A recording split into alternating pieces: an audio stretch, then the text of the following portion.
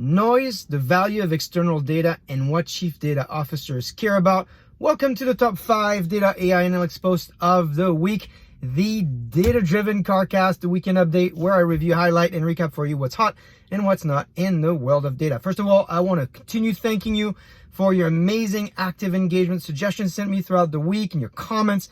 Continue to do this. In fact, if you're new to this, make sure you subscribe by clicking on the link down below, and don't hesitate to like, share, use, and abuse this content. As always, if you go to the link down below to my blog, you will get a presentation that has all the links of the post I'm going to use as reference today.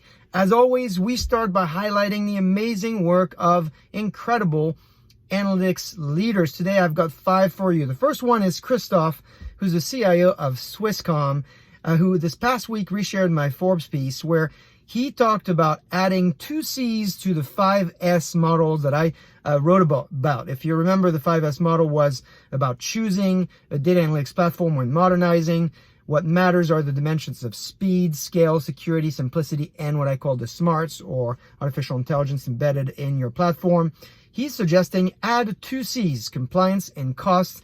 So Christoph, thank you very much for doing that and engaging with our community. We got some great comments as a result of you doing that. So we love to learn like that from each other.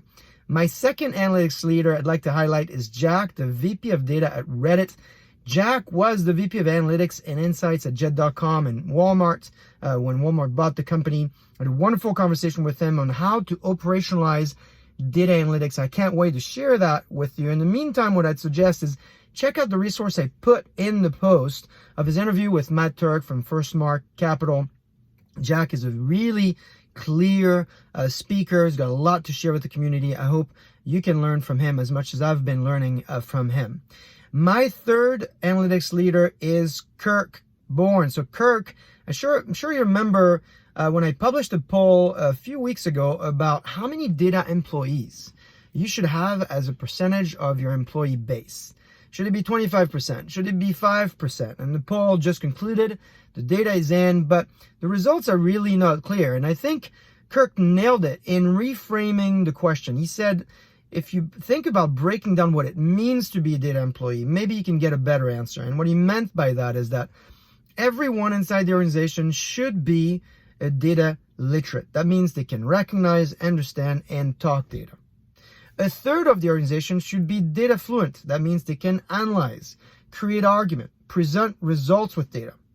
And a 10% of the organization should be data pros. That means they can create value from organizational data sets. They can, that includes data science, data analysts, BI specialists, engineers, etc. So great definition, Kirk. Thanks for helping push this topic forward. Very resourceful, very helpful. In fact, talking about someone who's resourceful, I want you all to know Alexa. Alexa is a software engineer at Bluecore, and she started a while back this podcast called Alexa's Input, AI for short. And Alexa and I talked recently about data books and data best practices and so forth. She does a great job interviewing people, and so I'm going to post a link to the podcast when she and I talked. It was a ton of fun. I hope you can connect with her. She does a great job. And then finally, our space is super hot, and so if you are looking for a new gig in the data analytics space, I want to make sure that you connect with Chad at Tyson's Food. Chad is an amazing leader. I've had the opportunity to work with him. His team does most of the most innovative work, and so I'm going to tag him here so you can connect with him if you're interested in his posting for a senior analytics and applications developer, and you can contact him or Phil on his team to get the download. All right, so that's for analytics leaders. I want to talk to you about what chief data officers care about. You heard me talk about key trends in the past: the data fabric, natural language processing, data governance, data quality. Well, this past week, the good folks at Capital G released a presentation that highlights the key trends they saw in their last Chief Data Officer survey. This is a presentation they gave at Trifecta's Wrangle Summit just recently in May. And the big trends that they see in the modern data stack are across data sources, data ingestion, data storage, data management, and of course, data analytics. And Jill Greenberg, who is one of Capital G's vice president and technology investor, takes us through where the market's going, but also how we got there. And there are quite a few things that I think are really interesting to look at if you're a chief data officer. The top issues today, according to the survey, are number one, the cost of the cloud, or predicting what the cloud is going to cost them. In fact, according to the survey, less than 20% of enterprises CDOs feel like they have a reliable view of their next year's bill for the cloud. Second topic, data quality, data governance, particularly around control and security. Third topic is finding data across silos. Trusting data, only a third of business users don't trust this is double negative. So I guess a third of business users don't trust the data that their team uses. And finally, this idea of time to insights connects with the issue of finding data across silos. Apparently, 50% of business analysts spend their time looking for the right data. So great research. The link to the video and the presentation, it's about 30 minutes, is on the blog. And there you will see also what chief data officers care about and where they're spending money. The top 3 innovations where they're likely to spend include real-time streaming, smart analytics, or intelligence is part of analytics, orchestration and transformation. And she talks about the evolution of transformation across the pipeline. Well-researched issues, very well done from synthesizing data here in 30 minutes from a large body of research. So hopefully you'll find that helps you a lot.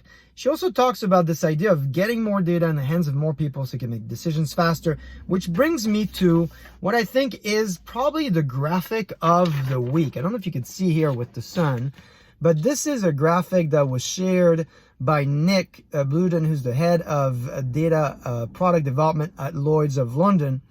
And he shows here, this is your data here. And that over here is the data you could be working with. And so here, an example of a picture is worth 1,000 words, because, here he points to the Google data set search and the unified experience that we announced last week. But the point here is that if you think about using data to make better decision making, think about how little, even if you have great systems internally to get all your data in shape, how little your perspective, how small your perspective is.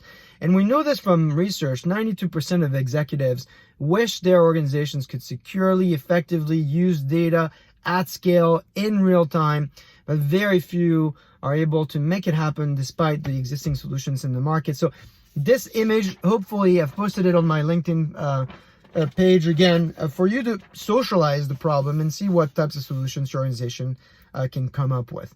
Now, with more data comes more responsibility, and having more data never really shields you from human error, because ultimately it is humans that make decisions. So I want to point you to a book that just came out called Noise.